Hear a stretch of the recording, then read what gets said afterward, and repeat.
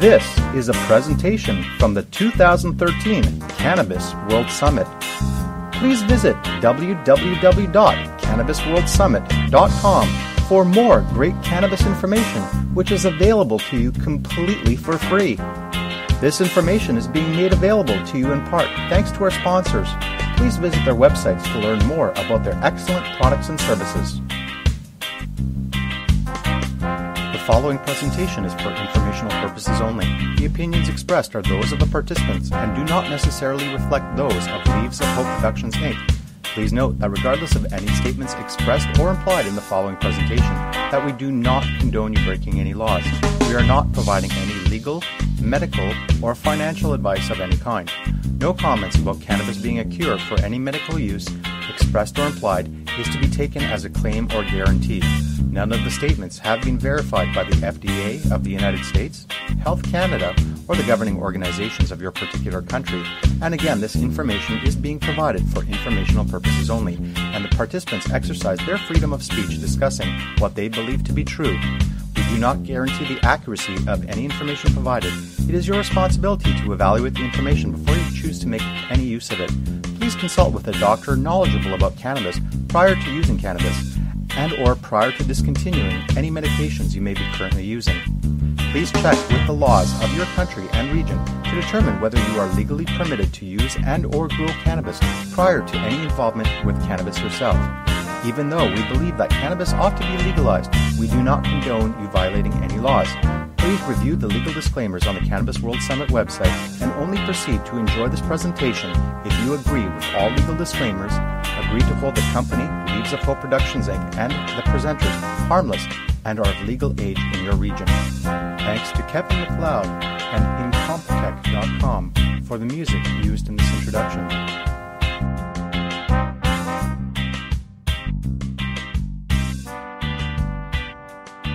So I have Jake Hiltz today on the line from Jake's Fertilizer, and we're going to be having a fantastic conversation about fertilizers, growing cannabis, and this interview is going to be of particular interest for those of you who are growing cannabis to grow your own medicinal cannabis at home or on a small scale.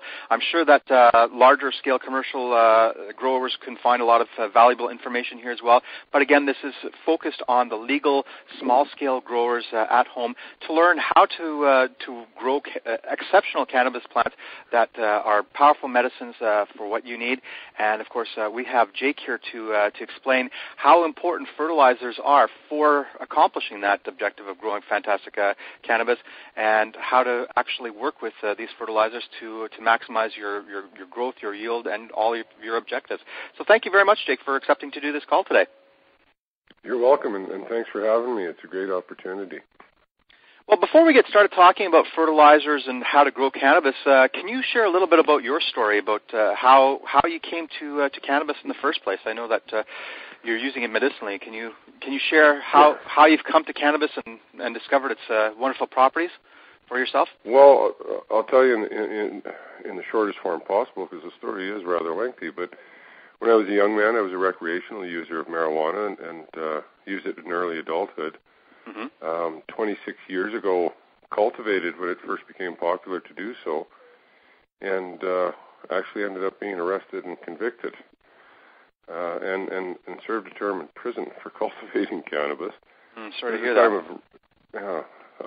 It's all right now. It's 2.5 decades has passed, and I'm well over it. But the fact was, it was the time and the era. It was Reaganomics and just say no to drugs. So.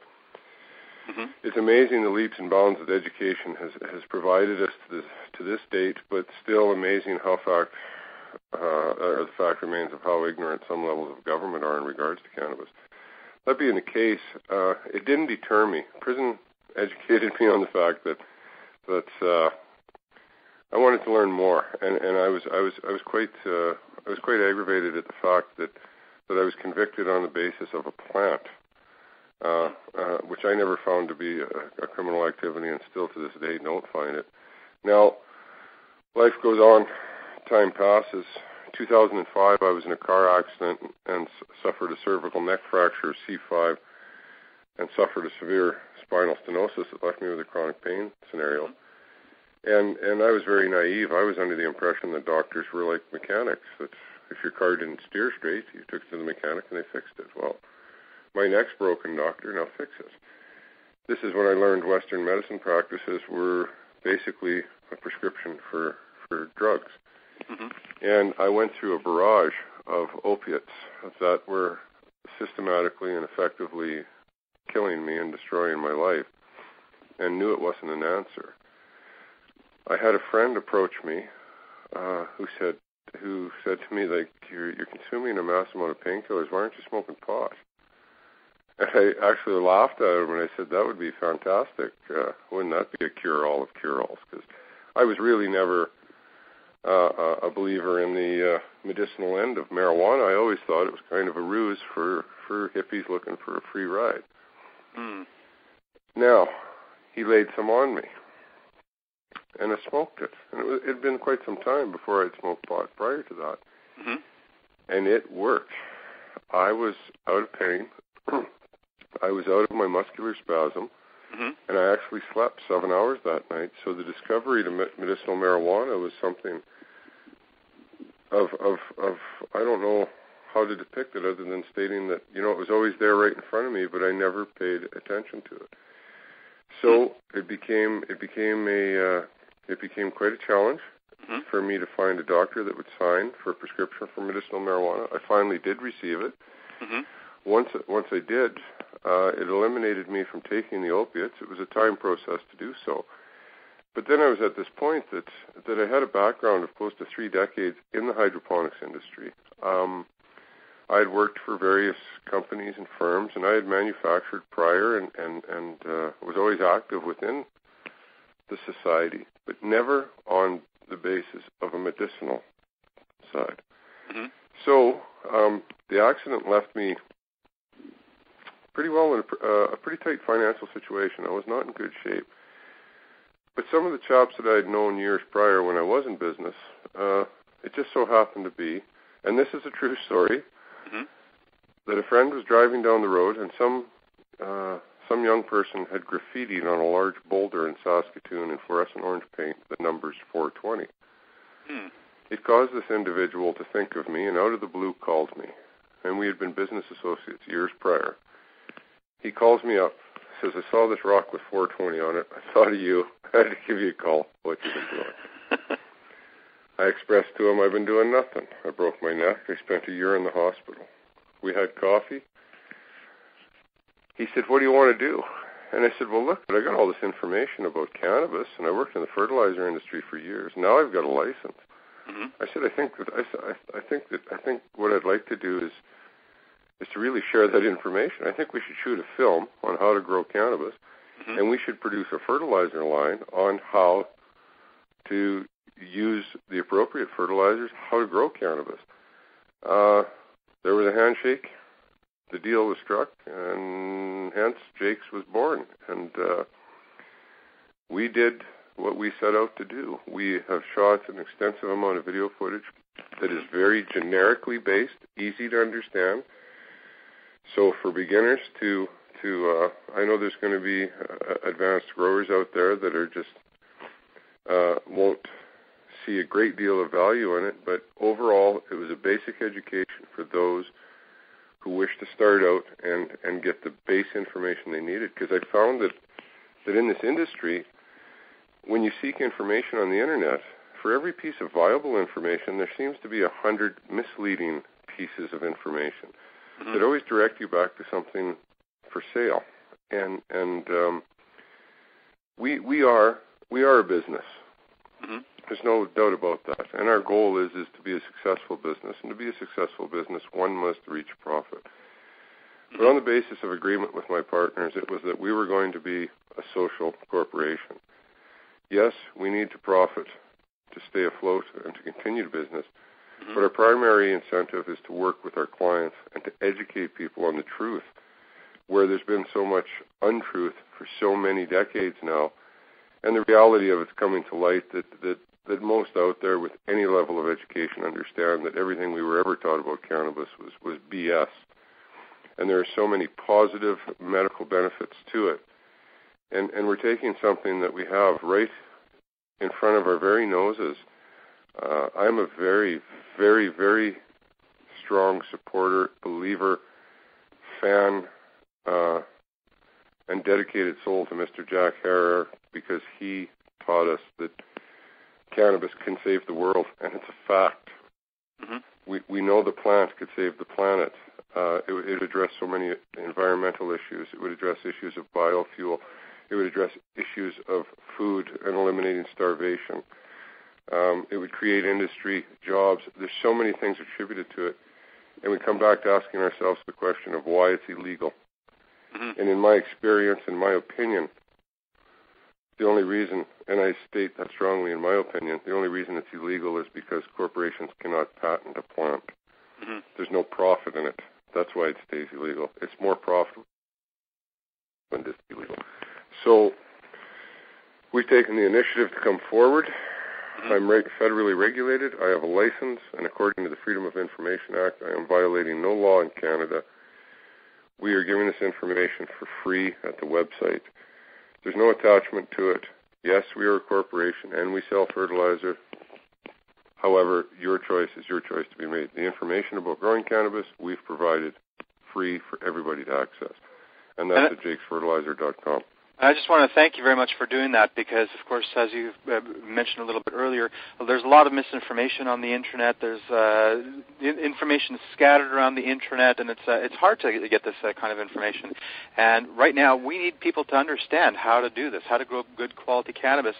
And you've created some fantastic videos. Now, I haven't watched them all, but I've just sort of clicked around sampling them prior to doing this interview. But I'm definitely going to be adding this links to the Summit website so people can also see these videos because they're absolutely fantastic. But you can go to jakesfertilizer.com, click on the video button to take you to the video page, and there's a lot of videos. And of course, Jake was mentioning that he's planning on creating even more. So there's a lot of information there already. So if you're looking to learn how to grow, I would definitely say that is an excellent resource to go to. So if you're listening to this call, definitely remember to go to jakesfertilizer.com and click on videos to take a look at the wealth of information that's already there.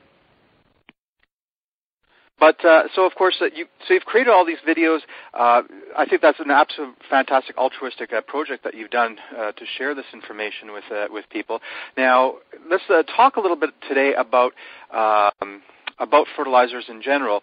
Now, why do people need to know how to work with fertilizer? Why can't they just take some soil and plunk a seed and just grow some hemp that way, or cannabis or marijuana that way? Like, why should people learn about growing with fertilizers as opposed to just using soil? Well, the truth be told, what you just stated of just plunking a seed in some soil, mm-hmm. that'll work. Okay. The fact of the matter is, anybody can grow cannabis, but there are different levels of production. Do you just want to grow some cannabis, or do you want to grow some really great cannabis? So there's variations in systems. There's a wide array of hydroponics, nutrient film technique, aeroponics, soilless gardening, and when I say soilless, I mean using an inert media that has no nutritional value, where you incorporate the use of fertilizers. Mm-hmm. Now, there are, again, a wide array of fertilizers out there, and people are always questioning what's the difference? And I'm posed with this as a fertilizer salesman all the time. Mm-hmm. What do you got that everybody else doesn't? And it always tends to come to that sales feature. And I'll state this about Jake's. I'm not going to push the upswing sale and try to cause the hype of it. But there's a bottom line definitive in manufacturing. Mm-hmm. It all comes down to quality and basis of product. Now, I live in Saskatoon, Saskatchewan, and I'm in the hub of the agricultural industry. Mm-hmm. Within a 25-mile radius, I'm within 3 potash mines. Now,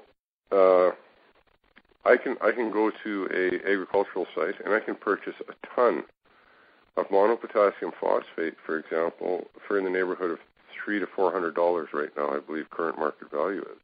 Okay. But I do not do this. I import mine from the Middle East. Why do you do that? because of the level of purity, and it is extremely expensive.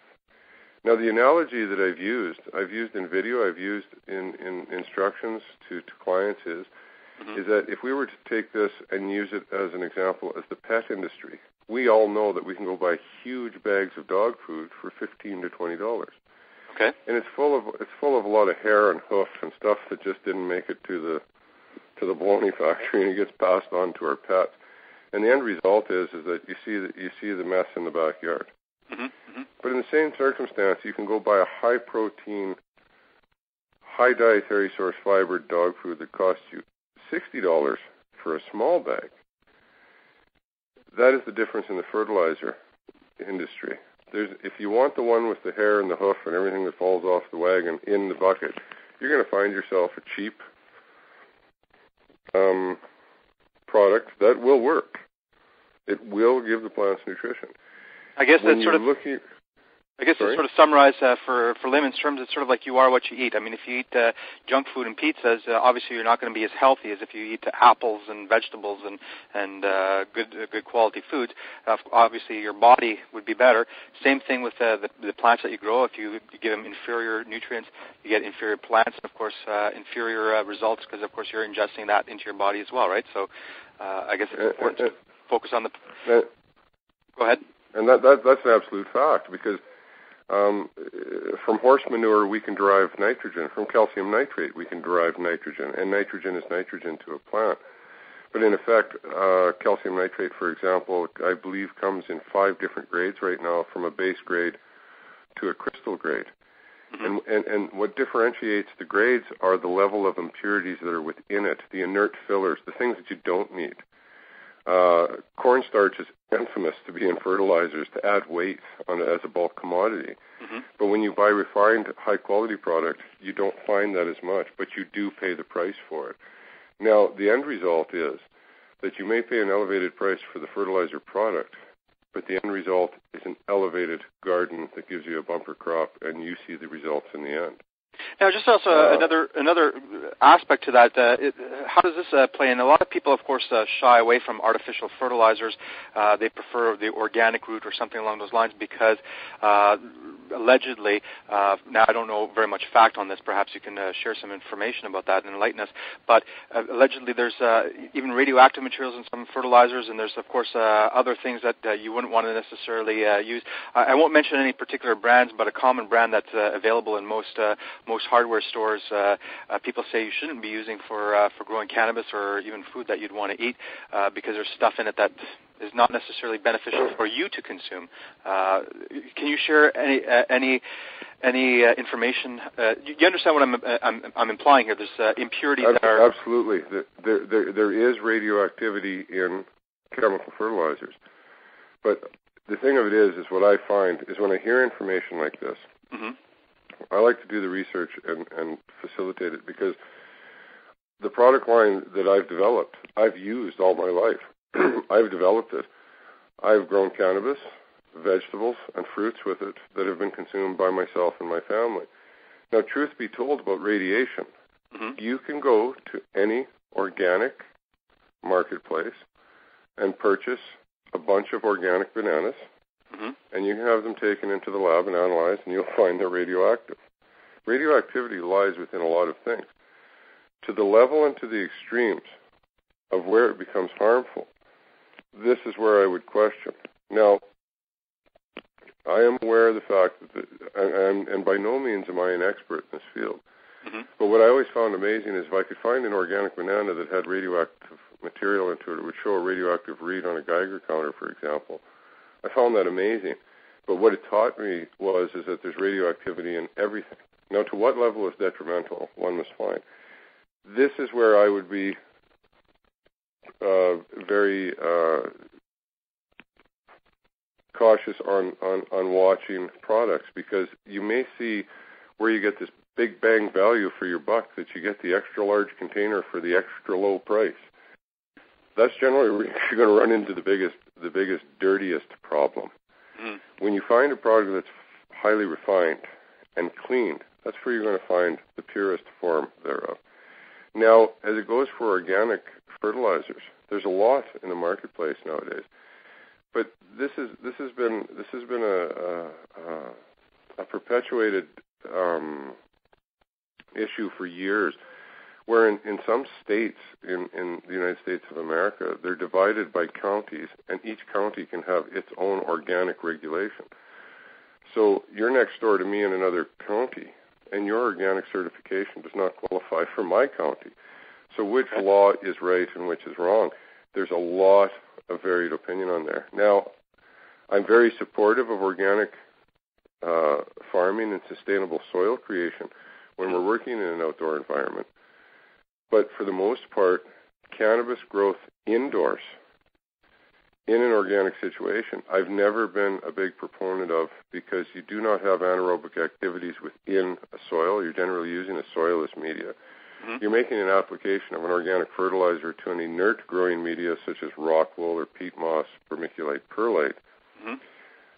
And I'm cautious about that because I've known through my years of experience that I have witnessed about a decade and a half ago, where there was a group of gentlemen in Western Canada that were using pillowcases full of sheep manure to create compost teas, and they'd use as a liquid fertilizer to give to their plants. Well, it was causing illness. It can be illness in the cannabis smoker or user. Yes. Okay. It created a mold and a fungus that caused. Now, this might have been an isolated incident, and I'm not a biologist or a doctor by any means. Okay.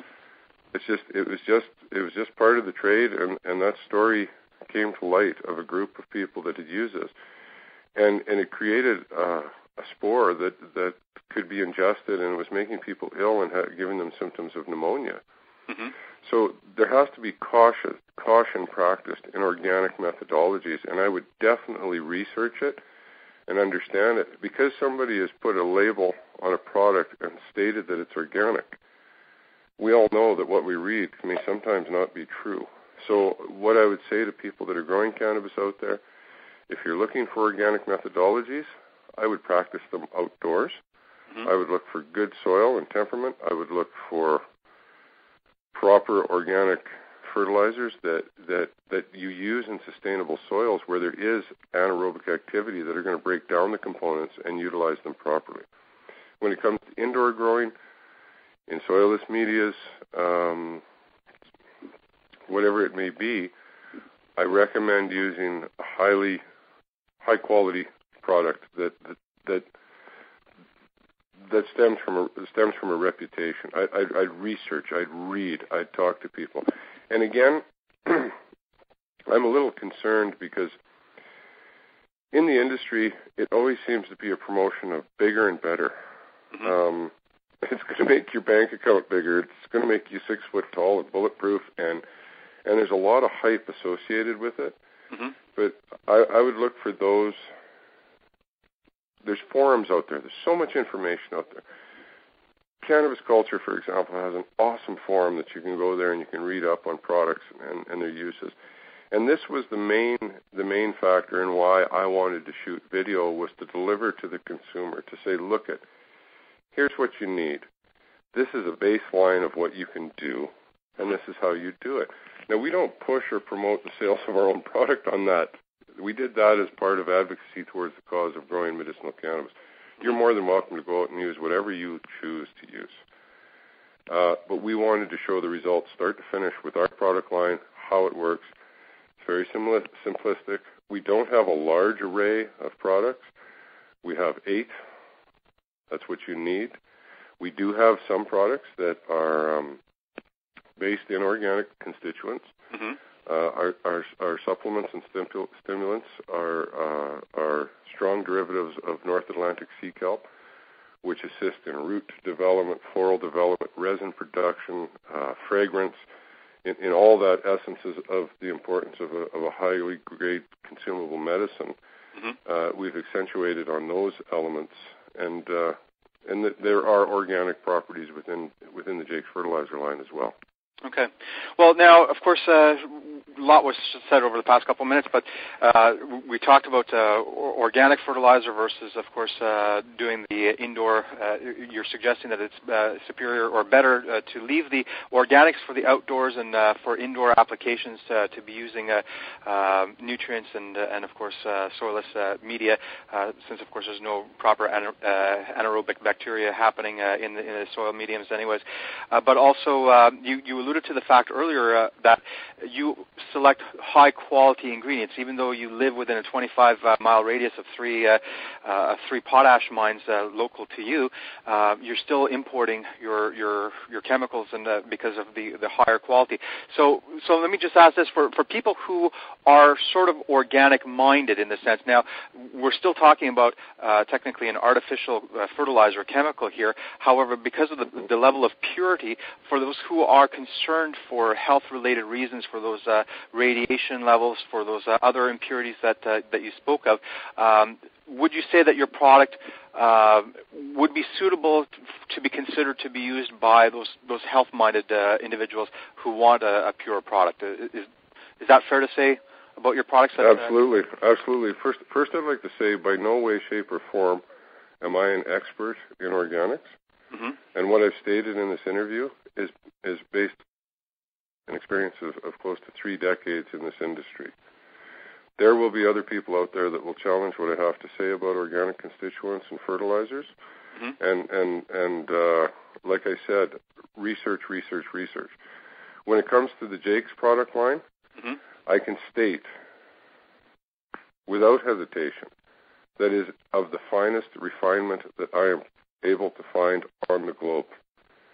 And if I could just add to that, now before the interview we were talking as well, and you didn't mention it during the interview, and I want to make sure that it's at least said here, that you just mentioned that you've been growing cannabis and working with cannabis for practically 30 years, more or less, and so you've got a lot of experience, and you've developed this formulation of the Jake's fertilizer based on all of your observations and experimentations. So, of course, you're not a scientist. You didn't base it on any necessarily scientific methods, but from your own extensive experience, you've created this formulation specifically for cannabis plants. Now, of course, it'll grow tomatoes and other plants as well, but this formulation is specifically tailored for the cannabis plant. And do you want to say anything else about that for the audience to understand how this, because, of course, there's other fertilizers out there. You can get other hydroponics or other types of fertilizers that are just generic and not necessarily optimized. I think the word is optimized for cannabis growth. Do you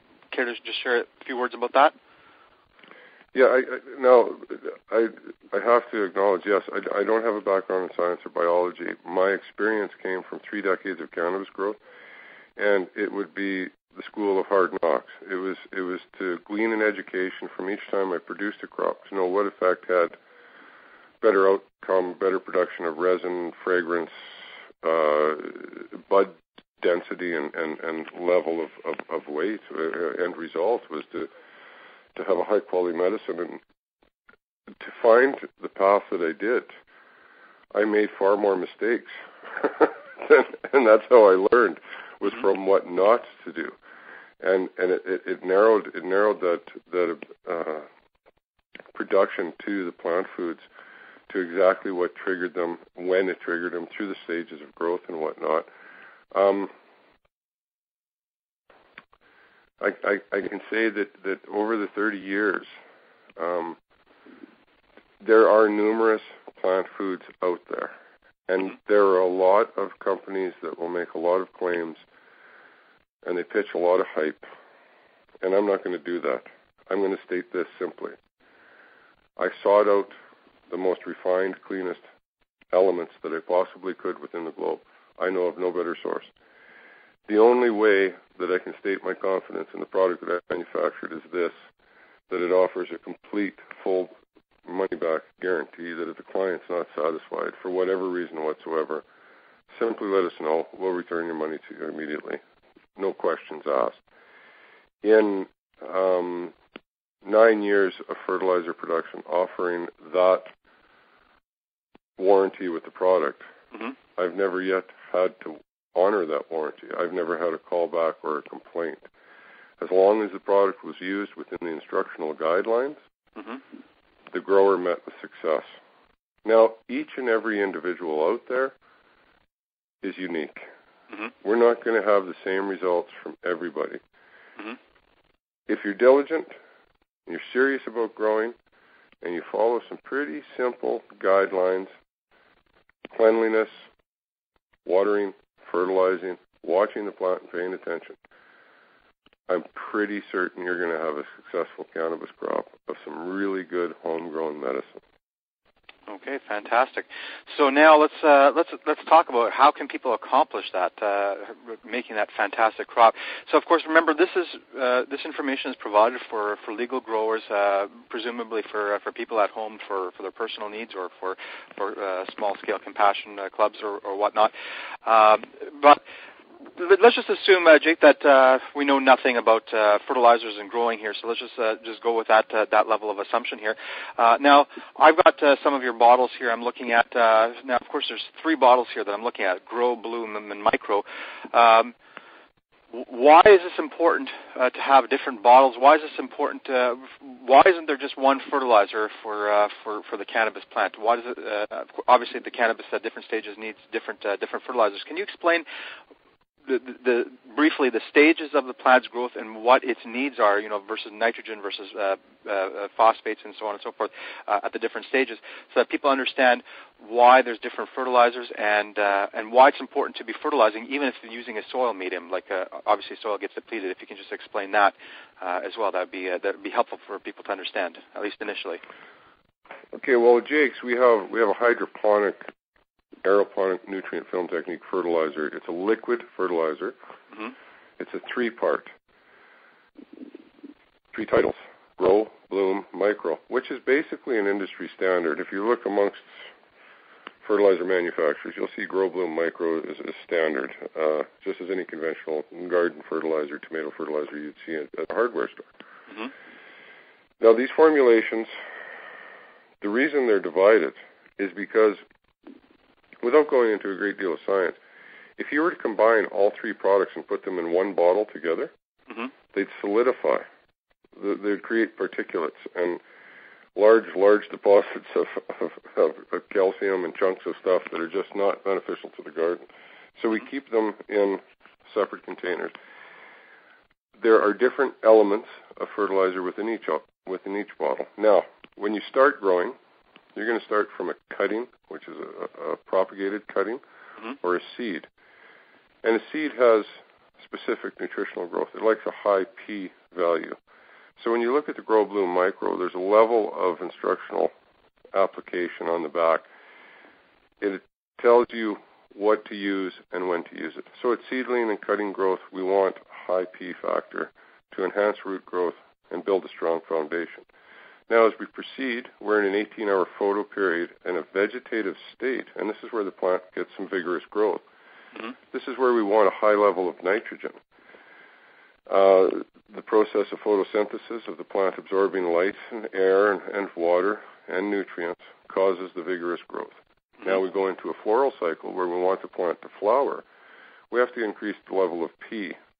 The potassium within and phosphorus levels we'd like to increase. This formulation allows you on a 3-part basis to manipulate by different amounts of application of each product to be applied to each stage of growth. Now, that being said, that covers the array of, like I said, hydroponics, aeroponics, nutrient film technique, and soilless gardening. If you had a pot of sphagnum moss, perlite, vermiculite, you can use it in all those applications. As well at Jake's, we have 2 granular products. One's called Veg, and one's called Bloom. And for those that don't like the mechanics or the different mix ratios at different times, this is basically a generic broadcast fertilizer. Veg is used in the veg cycle, and it's just administering a different amount at a different time. When you go into the Bloom, the 12-hour photo period, you use the Bloom fertilizer, and again, regulated its strength. At the beginning, you want to start slow. As they become vigorous, you want to give them the maximum. In conjunction with those 2 fertilizers, we have 3 supplements and stimulants. One's called Bud, one's called VB1, a vitamin B1 solution, and the other one's called Root. Now, the Root is a root growth accelerant to be used for propagated cuttings and seedlings. Okay. The VB1 is a vitamin B1 solution that can be used throughout the entire gardening process from start to finish, from day one to the last day.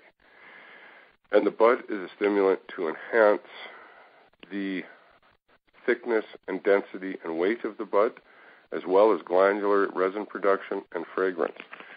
Now, these 3 supplement stimulants, the basis of them is a derivative of North Atlantic sea kelp, which is called polyuranide plasma, and it is effective in assisting when you do seedlings to transplant. It really reduces transplant shock.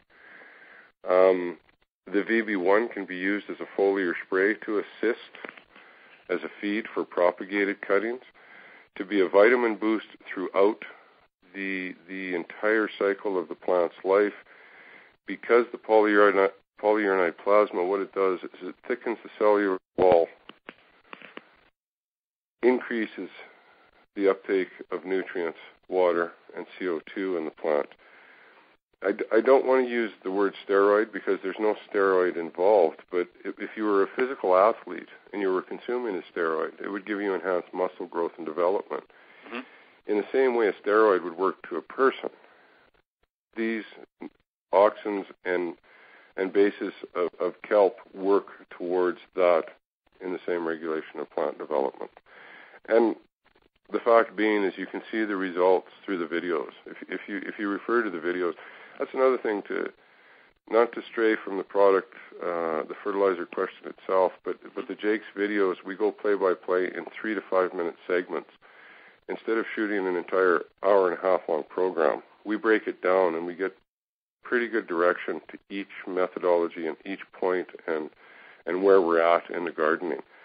And we will continue to do so with a little more education each time. We didn't want to start out with a bang, covering the entire gamut, because many times in this industry I've witnessed it where stores and their policies are to approach a customer that the customer doesn't know a lot, and a lot of people are under the impression that you need a lab coat, pop bottle thick glasses, and a clipboard to be a successful gardener. And this is mythology. This is a load of crap. As a plant, it requires some attention, some nurturing, some watering, some high quality feed, and you're going to have success every time. If you have those abilities, you're guaranteed. And that was the purpose behind us shooting the film. Mm-hmm. For those that didn't know, it's very simple, easy to understand, and everybody develops their own techniques, their own methodologies, and I welcome that to Jake's effectively being a seed, so to speak, that people can grow from. You realize that you're speaking to an individual that's a horticulturalist, and the information that I'm providing is solely my opinion.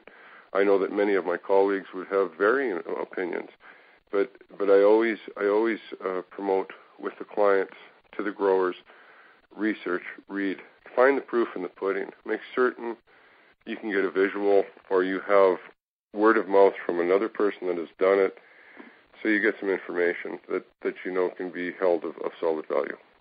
Well, just for what it's worth, as you kind of mentioned, that there's a lot of people who have differing opinions, and sometimes they're completely diametrically opposed opinions.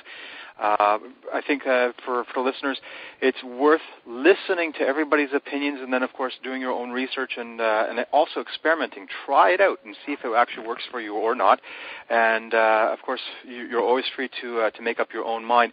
However, especially from the people who have a lot of experience, such as yourself, Jake. You've been growing for 30 years. I think that it's fair to say that you've been growing a lot longer than a lot of us can possibly say. So you have a lot of experience, and for everybody listening, I think it's worth listening to the people who've got a lot of experience behind their belts, because their opinions actually based on something that might be worth looking at. Now, talking about the fertilizer, it seems to me from all the product lines that you have, essentially can be broken down to three categories. You have the three-part formula, where you have the Grow, Bloom, and Micro, which are the liquids. Then you have the two bags of products. One is the veg and one is the floral. That, of course, are also fertilizers. They're just different format. They're solid. They're granular fertilizer. They're not a liquid. As opposed to liquid. And then, of course, you have the stimulants, the VB1, the vitamin B1, the bud, and the root. So those are different things here. But so let's just talk now for someone who's new to this. Would it perhaps be easier for them to start off with the veg and the floral granulars, or would you recommend that people be using the liquids right off the bat? What would you recommend for someone who's first time growing? Which would be the easiest for them to wrap their brains around how to do this? Because, of course, with the three-part, there's a little bit of mixing involved here, and just thinking. Yeah, I'd have to tend to agree that I would be lenient towards the granulars with, in conjunction using the supplement, the VB1, the root, and the bud. And just to have, when you mentioned earlier about experimentation, for people to develop their own techniques and whatnot, I wanted to say something in that regard. A lot of times what you'll have is a gardener that may have anywhere from a dozen to 20 plants in a garden, and they're going to experiment on something. They want to try something different. I highly recommend doing it with one or two plants, not all 20. Because if you happen to do an experiment and it fails, it's better to lose 10% than 100%. And again, with beginners, I would say start out with the granulars. Keep it simple. This is exactly, again, why we shot the video, so folks can come back in reference to the video. In many years, I owned a retail hydroponic shop for many years. And the continuous thing that happened on a regular basis was my customers would walk through the door and say, "Hey, Jake, do you buy used equipment?" And I'm like, "Well, sometimes. Why?" "Well, because I got about $8,000 worth of crap here that I don't use." That's been another fault of the industry, that there's always a mechanical feature or some scientific, highfalutin, $400 piece of instrumentation that you need to grow bigger, better bud. I'd stress to folks, research. Some conventional methodologies to give you a base education, keeping it simple, to understand the nature of the plant and how it works, and from there expand and grow. If you start out, for example, with our granulars and our supplements, you follow the instructions to a T, you will have success. And it'll glean you an education in your first crop. Your second one, you're going to learn a little bit more about the plant.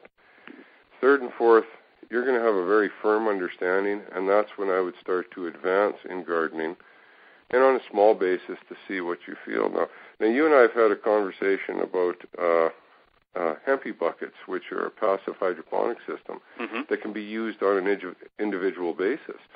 Now this is something, so if you started out in flower pots with a soilless media, sphagnum, perlite, and vermiculite, and you want to advance and possibly consider hydroponics, introduce a passive hydroponic system on the basis of one or two hempy buckets, just to see what happens and how it works and how it works for you and which you find yourself to be comfortable with. Because first and foremost, my joy of gardening stems from a love of creation. I love to cook. I love to garden. And the end result is the harvest or the meal at the table when everybody sits around and compliments how good of a job you did preparing that meal. In the same fashion with gardening, you want your success level based on the comfort that you have in the garden. If it's difficult and you're finding that you're reading too many instructions and you become frustrated, we're going to have troubles. But if you keep it easy and simplistic and you enjoy being in there, and for the most part, 99% of my clientele love gardening just as much as they love cannabis as medicine. And it is a beneficial factor to good health. being in the garden is one of the most glorious parts of my life that I've experienced, and I absolutely love it. So that's what we try to promote to our clients is keep it very simple. Negate the fact that anything you've seen on the internet might possibly be true. There's not a lot of science behind it. It's pretty well Mother Nature. You're taking the role. You nurture, you water, you fertilize it, you pay attention to it. You're going to have success every time. Mm-hmm. After all, it is a weed. Like it'll grow under diverse conditions and in even harsh conditions too. It'll still grow. So, of course, it's an absolute fact that anybody can grow it. Growing it well. The only thing that differentiates my gardening ability and yours is I've done it far more times than you. Once you gain an experience, you've got just as much on the ball as the rest of us do, and you'll see the end result. But here's the added advantage, folks, listening to this call, that, of course, Jake may have a lot more years of experience, and that can differentiate him and yourself as a grower. However, if you follow along his methodologies, just like follow along a Martha Stewart recipe, you're going to have a successful result as well. So I think there's something worth to be said there. Now, of course, I understand you've been saying that it's still simple. You don't. It doesn't have to be rocket science. You don't need the $400 piece of equipment or whatever it may be. But nonetheless, if you understand these processes and implement them as Jake's describing here, I think it's fair to say that you should be able to expect successful results. So, of course, it'll grow for you and hopefully into something quite wonderful. So, of course, now we've got these three types of fertilizers. Now, you were alluding to the fact that the granular, of course, can be utilized probably easier for the new growers because essentially just scoops them out, put out in a measured amount of water and stir it until it's all dissolved, and there you go, instant fertilizer is made here. Can you, of course, that's pretty simple, obviously, just adding the granules to the water and dissolving it. But can you explain the three-part process? Can you explain how would a person work with three-part fertilizers so that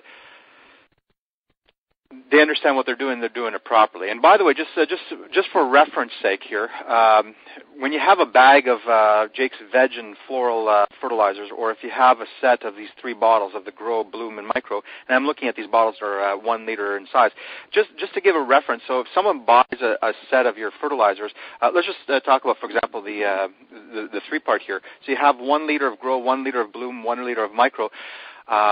That may not look like a lot of fertilizer, but that grows a heck of a lot of plants. So just to put in perspective, so these 3 liters here, how much would that grow? How many plants, more or less, would a person be able to grow by the time they exhausted these bottles? That's a pretty difficult question to ask because it all depends on stages of growth that you're in, and the size of the room. Now, what you're looking at, I would say on an average size garden, to my experience, let's say a 10 by 10 room that contains 20 to 30 plants, okay, you'd probably be looking at consuming in the neighborhood of 3 liters of each per crop for the entire crop itself. Okay. Because there are varying stages, there'll be minimal use at the start, a regulated use in a high vegetative state, and then in the floral state, this is where you're going to use the most. But coming close to the end of floral state, prior to harvest, a couple of weeks, you start to reduce the amount of fertilizers that you're using. Mm-hmm. There's a process in which, whichever media the plant is grown in, there will always be an unabsorbed amount of salts remaining within that. And the leaching where you cleanse the root base and the media, because high potassium within cannabis causes it not to burn, and it'll burn black. And if it's consumed in a joint, for example, you go to light the joint and you might get a puff and then it goes out immediately. Well, this is from unused fertilizer salts left in the plant. In the last couple of weeks of the process, we do want to leach those out and cleanse them out. The amount that it's going to do. Do you do it as a gradual process? Do you do it as a gradual process, or do you encourage people to do a final flush of just water for a number of days? How do you usually? pH-adjusted water Generally 10 to 14 days prior to harvest, and a continuous use of pH-adjusted water. If you adjust the pH to around 6.2, it really cleanses the base and takes the salts away and flushes them away. Appropriate pH levels generally around 7. Mm-hmm. Cannabis likes it slightly acidic, and again, this is based on my opinion and my experience. Mm-hmm. This is not absolute proof, but it's what's worked for me. And I run around to 6.2 for the last 10 to 14 days, get a complete flush of the system. Now, I cannot answer you directly to how many plants you will grow, because the elective today is that there's so many different species. Mm-hmm.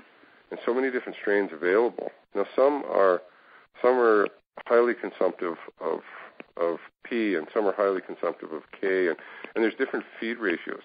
In horticulture, we have what's called companion planting. For example, roses love garlic. They like to grow together. They grow together in good soil conditions, and the smell of garlic deters insects from attacking roses, because the bugs hate the smell of garlic. In a hydroponic bucket system, for example, if the system is all linked together and we had 10 buckets running off of one reservoir, mm-hmm. and we were to plant 5 tomatoes and 5 cucumbers within that system, the crop would fail within 6 weeks. Because of its nutritional requirements, cucumbers would be extracting from tomatoes and vice versa.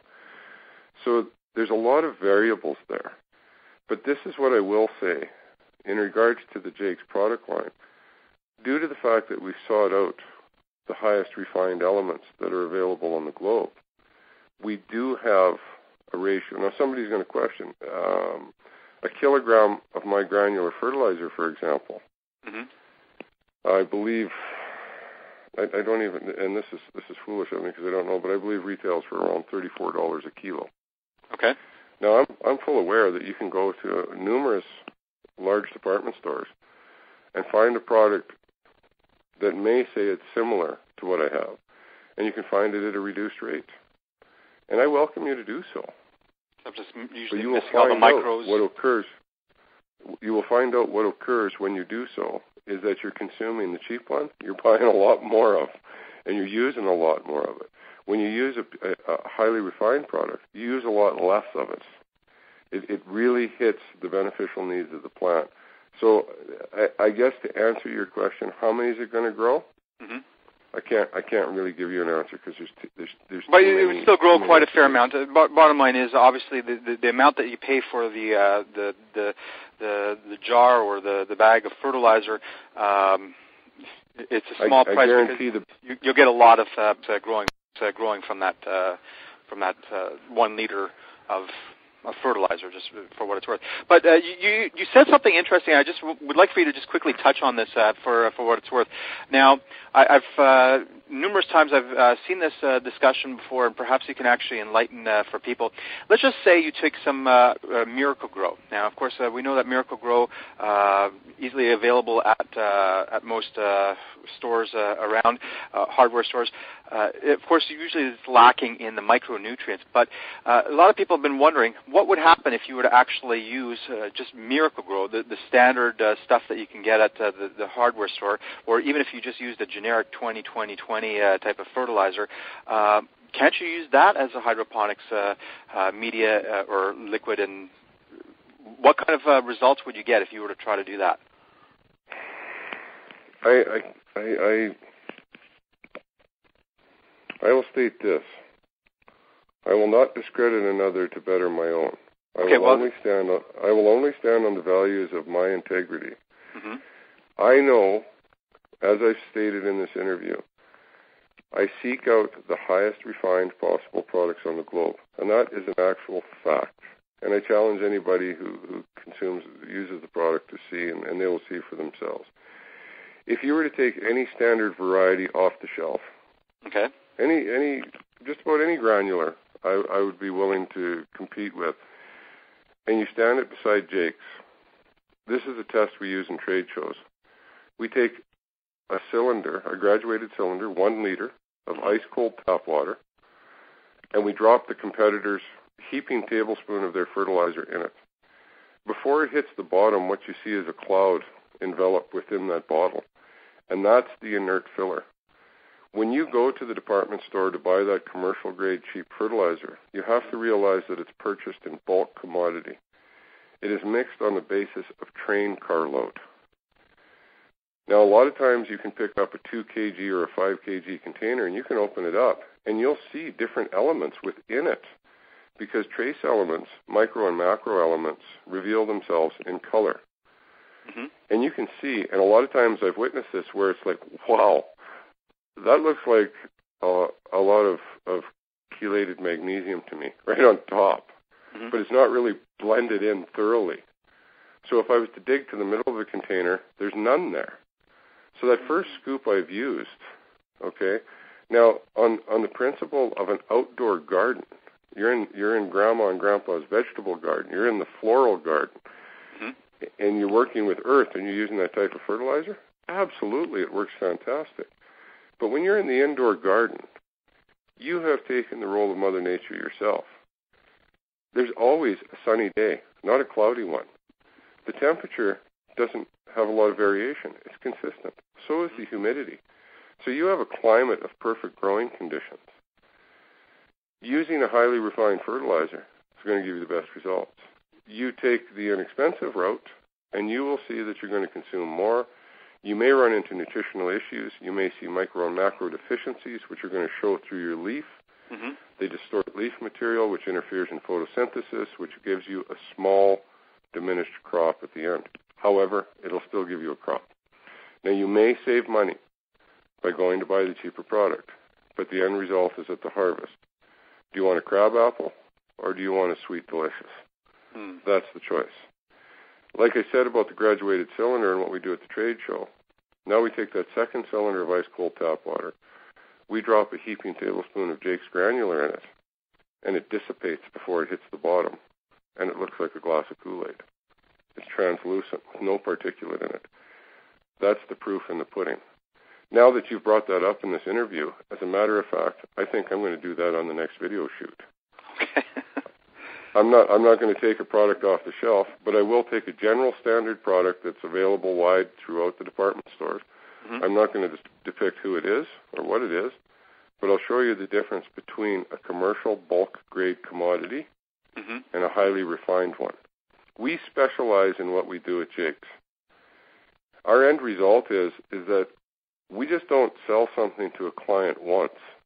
Mm-hmm. We sell to them routinely, time and time again. We have to remain consistent. Mm-hmm. The first product you buy has to be the same as the last product you buy, always. So I'd have to say that the principle of integrity, I grew up in a family business where we worked on the principle of the client first. Not on the corporate initiative, not on the dollar, not on the marketing, not on the amount we move, but on the quality and the success and level of happiness of the client. Mm-hmm. That being said, I welcome people to try it out, see what you think. If you're not satisfied, send it back. We'll give you your money back. But there's nothing more I can say about it other than that there are so many wide arrays and variabilities. And you have to understand on the spectrum as well that there is opposition to what you and I are discussing. You can go to the department stores and you can facilitate an inexpensive purchase where you're going to get an inexpensive low-grade product. Mm-hmm. But there are also a lot of individuals within this industry that make a lot of highfalutin claims backed with a lot of highfalutin science, convincing you that this is the bigger, this is the better, this is the best. And they promo on ego and flash advertising, and they use Hollywood movie stars and everything else to sell you products at highly inflated prices. And it's just, to me, it separates us from the advocacy. Mm-hmm. What do I want? I want freedom of the plant. I want freedom of choice. I broke my neck, and my medicinal choice was not of a doctor. It was not of science. It was of a politician. Mm-hmm. So I advocate for the freedom and rights of every citizen of my nation to choose for themselves the medicine that they want to use, the medicine that works. I want to be able to facilitate my education to them, to show them what I know about cannabis, what I know about medical cannabis, and what I've trusted and used over the years. Mm-hmm. And again, I'll state, that's my opinion. Well, it's an opinion that I very much respect, actually, so thanks for sharing that. Well, I have to say, I'm very impressed so far with everything that you've been saying, and of course, you keep on coming back to, and adamantly so, that you stand for high quality, that you're not, going for the corporate dollar. You're actually, of course, it's a business. You have to float the boat financially, so to speak. But the primary reason why you're doing this is, of course, you're providing quality ingredients and quality materials for people so that they can have access to this quality medicine. And I like what you said, that of course it's the politicians who've decided whether or not we can utilize this as medicine. But I'll just add also to what you've just said. It's also not only about our health, but it's also about the planet. Earlier you mentioned, Jack Kerr mentioned that cannabis really is a solution for saving our planet. I won't get into that right now, but I think it can save us and our planet and our economies and so many different ways.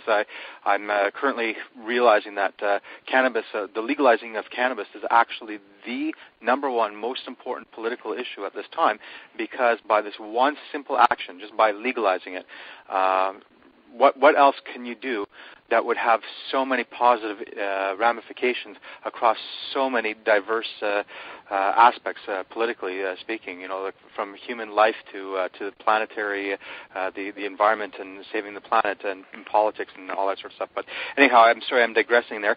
But, okay, so now... No, you're not. No, you're not, because the truth of the matter is that's the education we need to glean.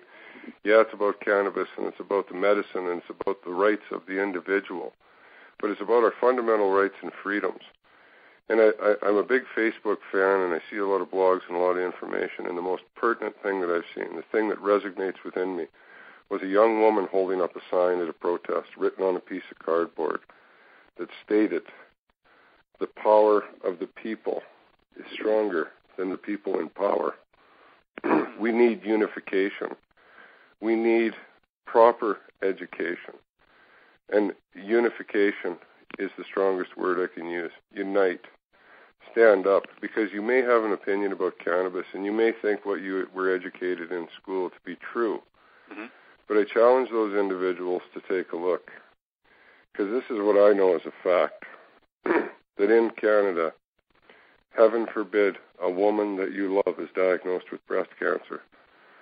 The first thing that this means to the system is she's worth approximately $350,000.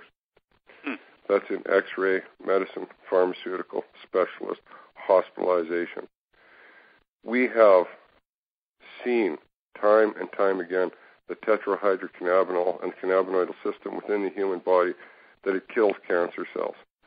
But we don't see a lot of research on this. And I don't think, and again, this is my opinion, and a strong opinion, I don't believe the pharmaceutical companies create cures. I think they create profits. And if I find later on down the road that everything that I've researched and understood to be true, we're indebted to ourselves. We're indebted to our children and to their children to make right what has been wronged. And that's something that we definitely advocated, Jakes. We want to promote that. That's why we promote through the videos. That's why we gave the information away for free. I'm not on here making a sales pitch for a fertilizer company. You go ahead and do what you want to do. Mm-hmm. But everybody listening to this interview, you're more than welcome to go to the site, and you take all the information you want and use it. Well, thanks a lot. Sorry, I'm getting political there too. It's hard not to, I guess. But no, I thank you very much for sharing your opinions. And just on that political topic, and then we'll get back to the fertilizer discussion. But let me just ask you this one question here. Of course, I'm just thinking where to start here. There's so much information that it's obvious that cannabis is beneficial, and of course all the propaganda lies that we've been conditioned to believe. We now realize that those are not true. There's so many reasons to justify just the outright legalization, and there's no justification really for keeping it illegal. What in your opinion is sort of like, aside from the fact that obviously corporations are profiting, so they're still maintaining the stronghold against allowing the legalization to happen, because as long as it's illegal, they can maintain those profits. But what can we do in a sense? Like, it's obvious we've already won the information war. I mean, like, there's no doubt that cannabis should be legalized, and all this making this plant wrong in all its ways, it's been proven to be absolutely false. But what can we do to push us over the edge? Obviously, we seem to be somewhat stuck in a sense where politicians or the people, it still hasn't happened yet, despite the fact that all this information is out there. Is there anything, in your opinion, that we could do to expedite finalizing this legalization process? Is there anything that perhaps we're missing? I'd have to say, this in the latter part of 2012, the chap who shot the video for me, his name is Shane Metcalf. Shane owns a company called IC Movies, and he's a local filmmaker.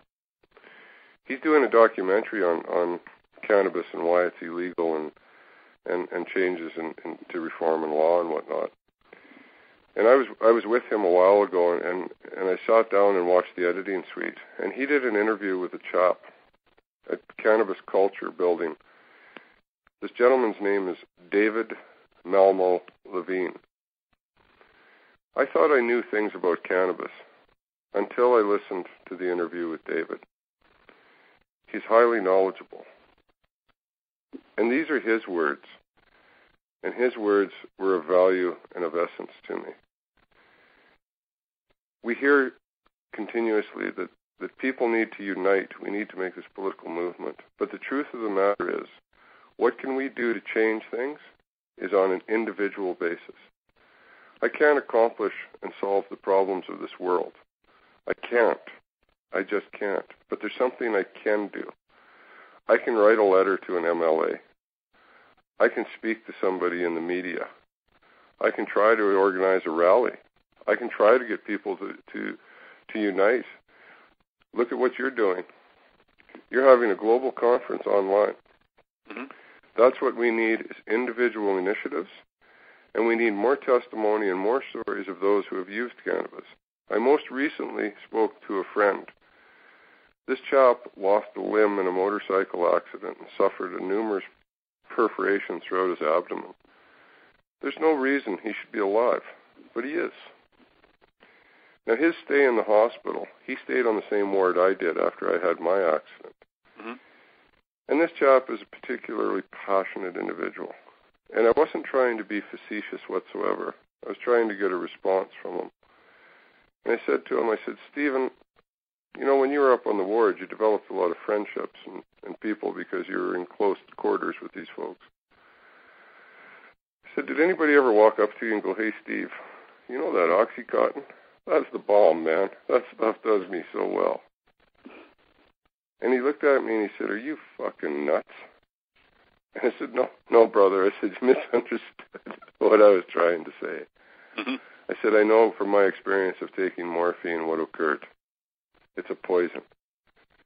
I said, on the other hand, how many medical marijuana patients have you spoken to that ever walked up to you and made the statement that it was poison, that it had ill side effects, that it was causing nausea, that it was causing constipation, that it fogged their brain, that it did everything the opiates did? And he looked at me and he laughed. And he said, brother, I've never heard a cannabis user complain about medicine. Not once. And that's the fact. So I believe on an individual basis that there's unification and there's going to be power in the group, but it's the individual that's going to make the difference. Educate yourself. Then don't withhold that information. Share it. Talk about it. Discuss it. Because one way, shape, or form, no matter who you are or where you are, illness is going to affect somebody you love. And there's a high possibility that cannabis could be a medicine that could alleviate the symptoms of what they're suffering. Yep. And what it boils down to is love. It all boils down to love. Because if somebody we love is ill, if somebody we love is terminally ill and passing away, what wouldn't we do to ease their burden? And if we know that our earth provides a plant that can assist in easing the burdens of someone we love, what prevents us from using it? Why does a politician, why does a corporation, why does a dollar value have any relevance in such a subject? Mm-hmm. It doesn't. I think fundamentally, as Canadians, we've lost something. I remember as a child participation through the walkathon, and we went up against another nation to see who would be more active, what country would be more active. Mm-hmm. And Canada unified, and the Participation Act became huge throughout the elementary schools. I was just a child. I remember that. Mm-hmm. Mm-hmm. I remember that. I wish we could do that with cannabis. It's time to take a walk. It's time to address the fact, because this nation was built on the backs of its citizens. And when it comes to those citizens requiring the best facilitated care, the best available medicine, I think everybody I love, I think everybody that I don't know mm-hmm. is deserving of the absolute best. Mm-hmm. So it's the individual. If you believe those things, stand up. Don't be silent. Don't lay down. Resist. Now, you're going to notice something on the Jake's label. You're going to see it all over the place. You're going to see it on my business cards. You're going to see it on my website. What's that? 5 letters. If you look at the back of the label, do you see a small corner of the back of the label on one of those bottles? Okay, You'll yes. see the initials, the abbreviation VLRMF. Yes, I see that. I was once in a political debate. I won't go into intricate details, but I was pontificating on the policies of the freedom of nature, the freedom and rights and choices of a Canadian citizen. Mm-hmm. But I was drug out of the meeting by the law. And before I left, for some unknown reason, I bellowed out the words, "Viva la revolution, motherfuckers." And the reason I made that statement was because I knew then and there, after my accident, I knew what my purpose in life was. I knew what my direction was. I knew what it was I had to do. And this is a revolution, and it should be a peaceful resolution by the people. Mm-hmm. And it should benefit all of us. Not only do I have that insignia on my label and everything else, I have it tattooed on my body.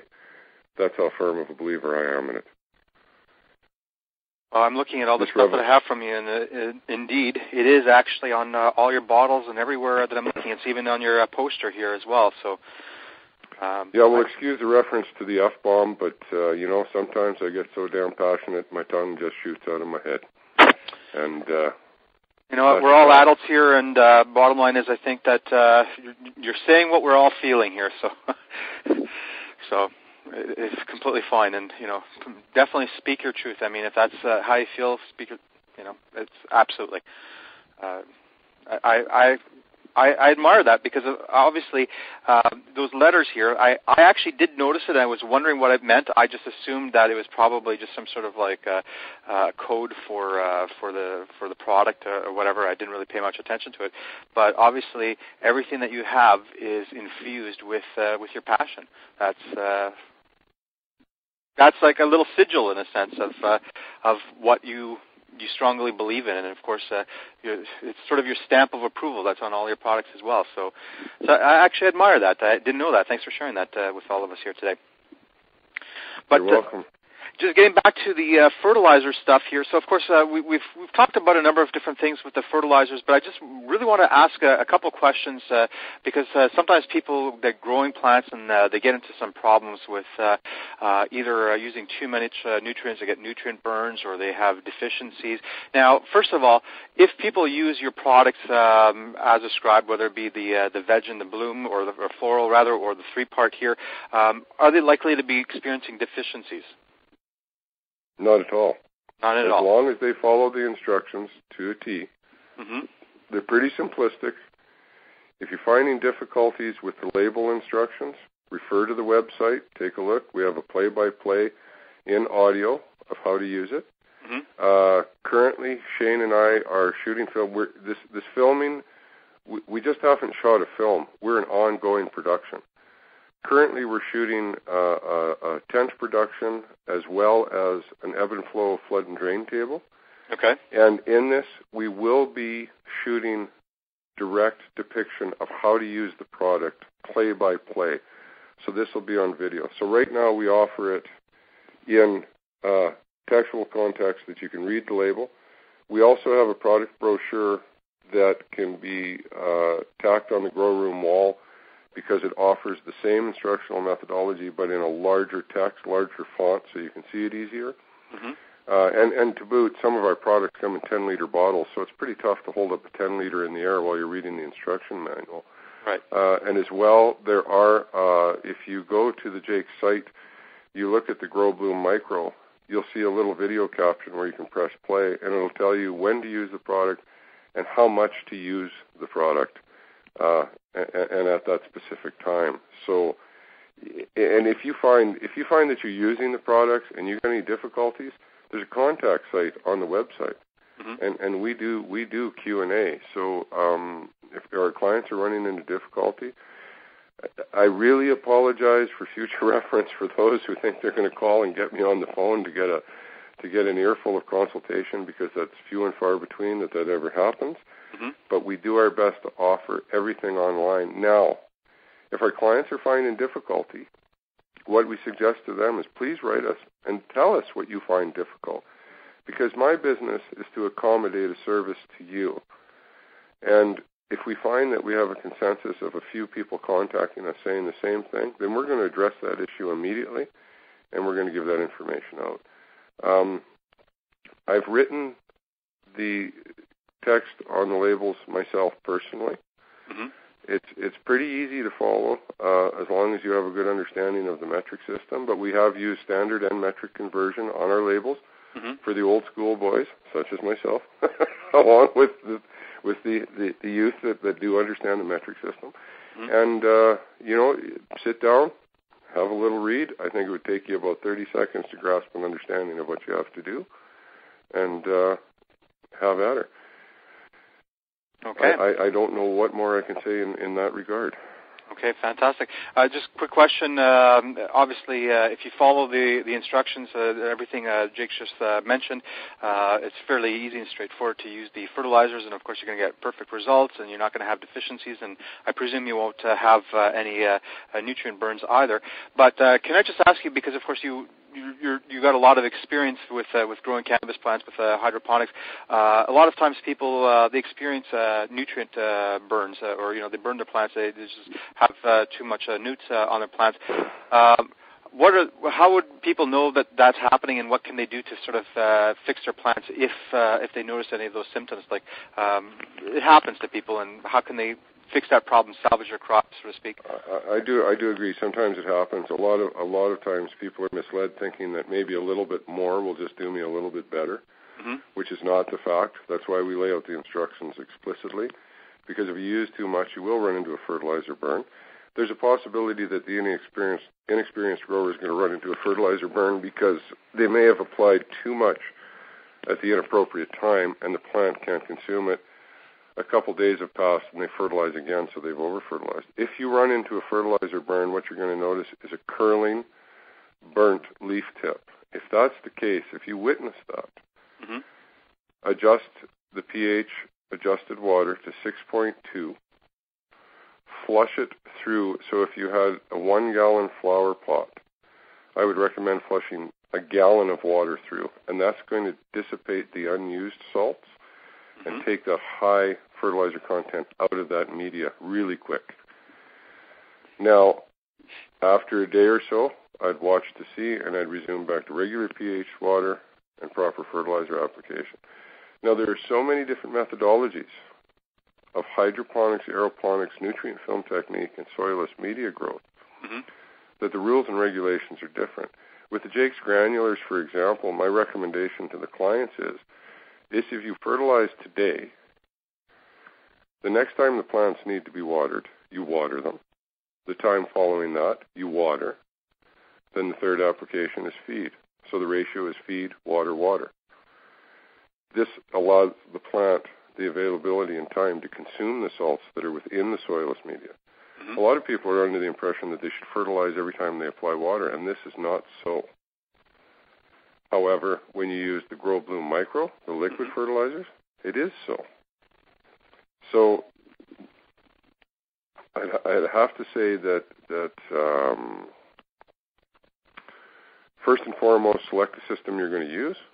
If it's a soilless and a granular, that's why I always recommend to my clients using the granular. It's the easiest. You may find in the industry you've found deficiencies. You've mentioned deficiencies. And I'm aware of this being a trick of the trade, and I'm not speaking of all. I'm speaking of a few, a select few. But there are manufacturers in this industry that have so many products.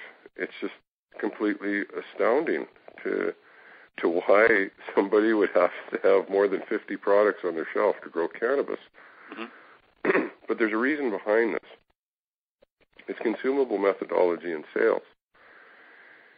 You come to me, you make a purchase, you grow some plants, your plants grow some spots.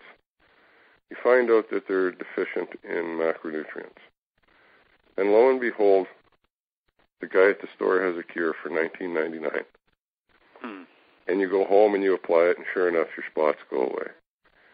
Well, after 6 to 12 months of gardening, you look in your gardening closet and realize that you have 18 products. And only 3 of them you really use, but you don't understand what the other 15 are doing there. That's a commonality within the industry. And that comes back to my strict definitive of using the highest quality elements available. I'm not saying you won't run into those problems using Jake's, but the result is generally the user, not the product. If the product's used, follow to instructions, you shouldn't see a problem. If you need confirmation of such things, take a look at the videos and look at the plants we grew. And this will also give you the opportunity to visualize various stages of growth and when leaves are going to change and whatnot, and have an understanding of the plant and how it works. Beyond that, this is an interview that could go on for 30 years of information that I've gleaned. So it's you know, what do I want to tell every grower out there that's going to grow cannabis? Keep it simple. Don't think this is a science, because there's some very important factors. Clean, dechlorinated water. To dechlorinate water, you get yourself a garbage can, you fill it full of water, you put an air stone from an aquarium in it, you let it sit overnight, and the chlorine will dissipate. Actually, that's a question Can I just ask you quickly about that? Because a lot of municipalities, they now use chloramines in the water, which doesn't dissipate by the way that you're describing. Now, in the aquarium industry, they sell water conditioners, which of course will react chemically with the chloramines to break that bond. So you have free chlorine, and then the ammonias are released that way, and making it safer, of course, for the fish inhabitants of a fish tank. But can that also be utilized for growing purposes? Use the fish tank water conditioners before you use the water, if you have chloramine in your municipal waters. In all sincerity, I cannot answer that question because I do not know the answer. Okay. I just don't know. But I use Saskatoon city water. I dechlorinate for 24 hours. I use a simple aquarium air stone. I balance the pH. I add the fertilizer to that, and then I apply it to the plants.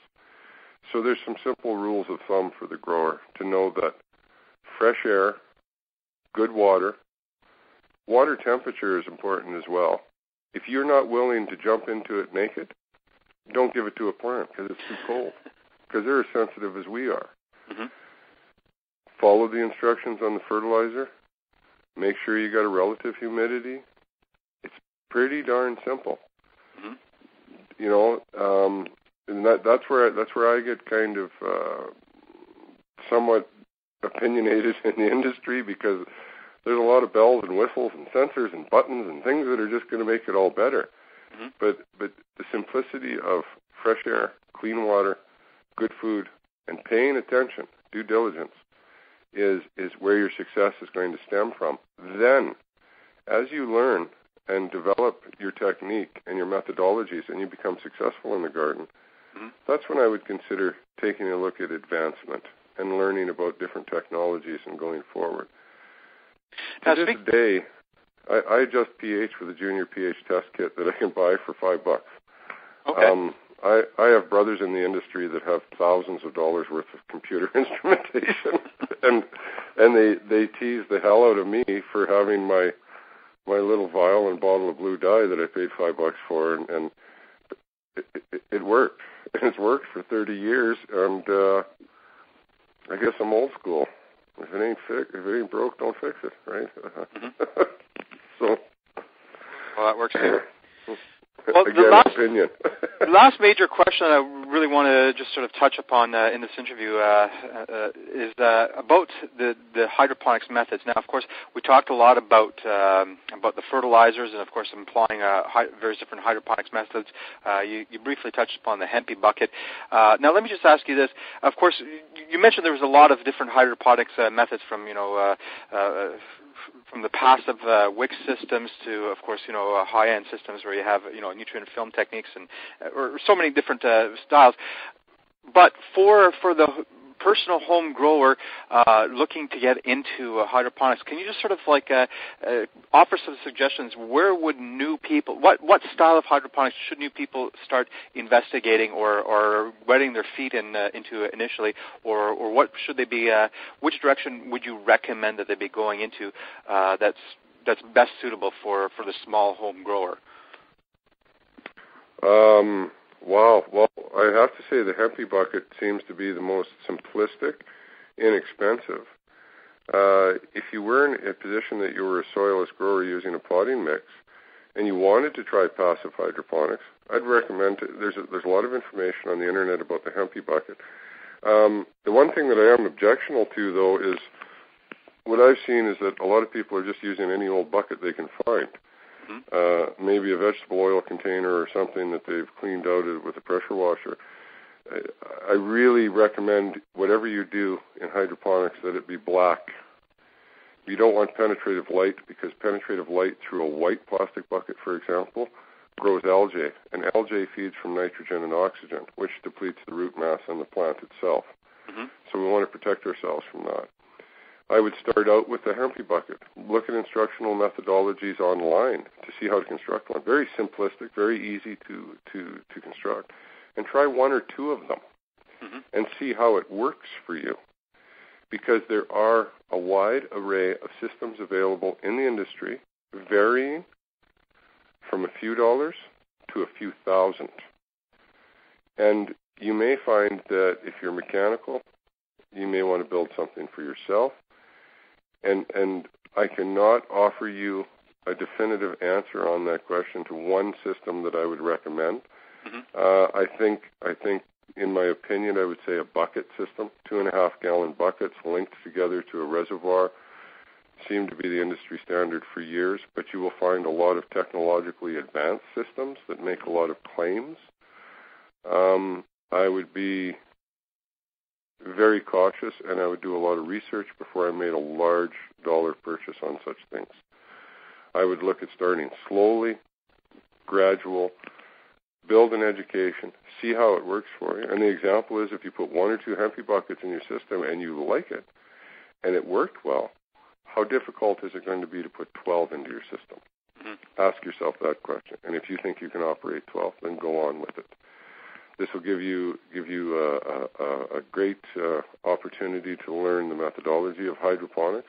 And hydroponics sounds like a big scientific word, but the truth of it is it stems from the Greek hydro, meaning water, and ponics, meaning working.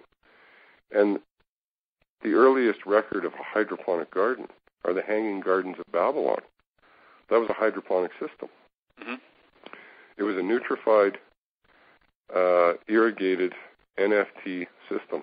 So how many different practices can you put into hydroponics? Thousands. Buckets, troughs, flat tables, ebb and flow. It's so numerous. And again, it always falls back to the client. What do you like? How did it work for you? Are you happy with it? If you are, keep doing that and don't listen to anybody else. Because once you've achieved that success, stick with it. Because it's always, I had so many customers in the retail end that would continuously come to me that had read a new article or seen something new on the internet. Hey, how about this? Should I be doing this? And it's like, that's your decision. But again, it boils down to research, and I'm a firm believer of keeping things simple. I once had a client come into my store and ask me if he should take cuttings on a full moon because he had read an article that the gravitational pull on the earth had some influence doing propagation. And I looked him directly in the eye and I said, absolutely, as long as you're standing on one foot while swinging a phone over your head squawking like a chicken. And he looked at me like, swinging a phone. What the hell are you talking about? And I said, what are you talking about? Where did you get this information from? I didn't mean to insult your intelligence, but by God, sure, if you want to take them on full moon, go ahead. But the fact is that's what happens is there's so much misinformation that people get lost. And that was the motive behind shooting the videos we did, to keep it really simple, keep it really easy, and I'm in hopes that they come across that way, that folks have an understanding that this is just basic gardening 101. And explore, experiment, talk to people, get onto forums, see what people tell you, see what they think of systems. There's so much information to find out what's good and what's not. And I think it's the time and the initiative. But if you're one of those individuals that has more money than time, feel free to go out and buy an expensive system and find out what happens, because it's the best advice I can offer. Start slow, find what you like, and stick with it. Well, I think keep it simple, right? It works, and I like your advice. For a lot of people, of course, a lot of people think you have to start off making a big splash, but hey, you can literally just grab a couple of pots and start off that way, right? And now there's always more to grow into. But one thing I will say, especially if you're going to be growing at home, of course, keep it simple. Start off with either a few pots of soil or a hempy bucket. Is essentially a hydroponics version of a pot of soil. And but one thing that is definitely worth putting some investment and some thinking into up front is a carbon filter. If you're especially growing at home and are attempting to maintain discreetness, that's definitely one area that you don't necessarily need to spend a fortune on, but it is highly recommended to at least explore that side of things. Any quick comments about carbon filters or odor controls for grows? Because that, I think, is an important issue for in all my years in the industry, the product that has impressed me the most, that has totally blown me away, has been the carbon filter. How I wish many years ago we had those devices. 27 years ago? I find it to be. Yeah, because back in the day, ventilation system was basically a pipe out the roof, and you were trying to emanate that smell really high in the sky, and people were continuously convinced that there was a skunk in the neighborhood under a building or something. But the carbon filter eliminates smells completely, and that's very essential for the medicinal grower, because you want to protect yourself from bandits. You don't want people knowing where's your garden and what your garden is, because once that's available information, then you're susceptible to somebody trying to break in and steal your crop. It's even though you have your medical card and everything's legal, you still have to act with discretion and tact, because if you don't, you're opening yourself up. And as I said, those carbon filters, phenomenal, unbelievable. I'm a big, avid supporter of them. I use the can filter. It's the only one I use. It's the only one I'm ever going to use. Mm-hmm. Reliable, trustworthy, fantastic piece of equipment. Like, I could go on for another hour about how much I admire that device, but it's the one to have, without a doubt, because it'll eradicate all odors whatsoever, and it keeps the medical grower protected. Yeah, absolutely. I completely agree with everything that you said. And remember, people need discreetness, not just those who are growing illegally, but completely legally. You may have your cards, but as, of course, Jake just said, if your neighborhood reeks of a skunk and people realize what's going on in your home, you are open to getting broken into just for people to steal your medicine. And so for that reason, you definitely want to maintain your discretion. So you can go cheap with everything else, even the fertilizer. I'm not recommending going cheap with the fertilizer, but don't go cheap on your odor protection, because that of course can be so vital for so many of you. So just for what it's worth, definitely investigate that further. But we won't get into that right now. But Jake, there's a segment on the videos that has a little depiction of one of these of the can filter. So, and you actually, as a matter of fact, we are shooting some film that we're going to go more in depth on it and the value and importance of them as well. I'm going to have to find a supplier who actually sells some of these filters and actually interview them for next year, because you know what, I regret that I didn't think of this sooner, but this is actually something that I really should have interviewed someone this year because of the importance of this. But anyhow. Well, I'll tell you, the one to interview is Dennis at Can Filter in Nelson, BC. He's top shelf. He's the guy to talk to. This chap is global. He's in Europe. He's in the States. You're probably going to have to book the interview now for next year, because that'll take him that long to book it in. Mm-hmm. But if there's any information pertaining to the carbon filter, its functions, and the mechanics behind it, there's no better individual to talk to than Dennis at Can Filter in Nelson. Okay, I'll definitely be looking into speaking with him a little bit later on then. But Jake, we've of course been talking for a long time about fertilizers, growing plants, and all sorts of things along those lines. Of course, as you mentioned, we could easily talk for another 30 hours, and we still wouldn't scratch the surface of everything that people need to know. But I think it's important for people to realize, of course, there's tons of videos at jakesfertilizers.com. Just click on the video tab. But also, Google is an excellent resource. There's, of course, there's a lot of misinformation out there, so you do need to use a brain cell and sort of think about the information that you're getting. Is this valid and compared to other information? But that is the source of information for a lot of us right now to get good quality understanding about how to do this. So, of course, a lot of the things that we just touched upon, you might find videos at Jake's website, or also online. You can explore the topics of interest to you further just by using Google. But before we end this call, Jake, do you have any other messages or anything else that you really would like to convey for our listeners today? Wow. I said it earlier. Do what you can. Write a letter to your MLA. Unite. And, wow. How do I sum it up at the end of an interview? Viva la revolution, motherfuckers. Let's rock.